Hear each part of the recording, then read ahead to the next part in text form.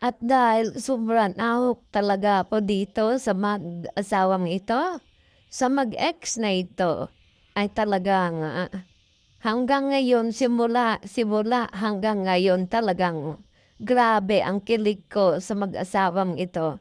Nagsimula lang ito dito sa ganito eh. Hanggang sa ngayon, talagang level up na talaga kanilang harutan at saka lambingan.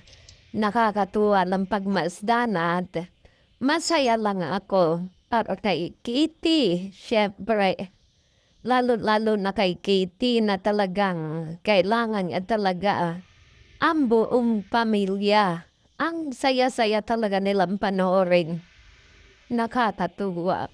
At ang nakakatuwa pa talaga, habang may ginagawa at busy si Mr. B, habang naghaharutan naman na mag-ina, grabe, makikita mo talaga yung saya ng buong pamilya nila, di ba? Pagmasan yung ginagawa ni Mr. B, busy-busy siya. May inaayos siya ta.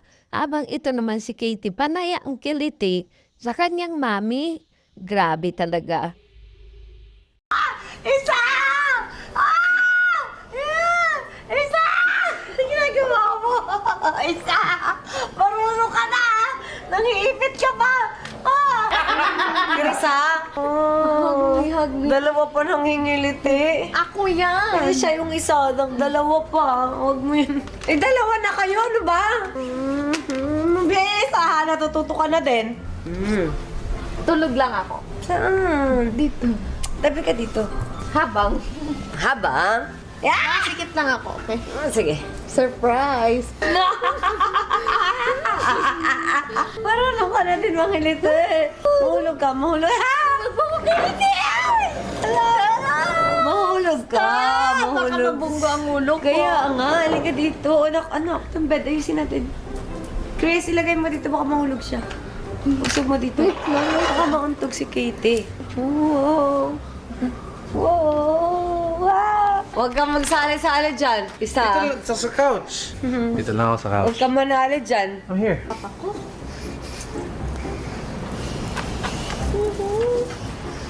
One, two, three, action! Hindi ako nakikiliti. Hindi ako nakikiliti. Katie mo siya, Katie. Isa, Chris! Isa! Chris! Isa! Chris, isa! Isa. Wait, isa.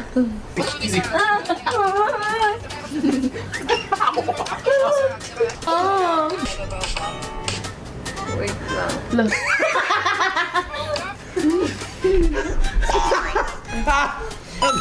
Ano yun? Sige. Atik. Ow! Yung tuhod mo. Katie! Help! Katie, help! Katie, help!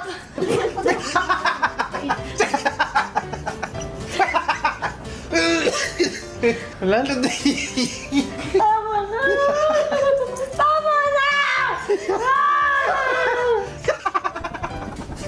Katie, kayo dito! Pagod ako.